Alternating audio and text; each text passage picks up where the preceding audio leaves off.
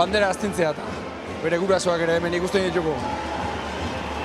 Gurasoak, senideak, jende asko gerturatu da Hondarribiko udaletxe honetara, hor balkoian ikusten ari gara, Joseba Munarriz bandera astintzen, asko dago ospatzeko gaur hemen Hondarribian, eta badakizue esan eta esan aritu garelako, une batetik bestera, alkate ordeak Juan Mari Altunak hartuko duela hitza.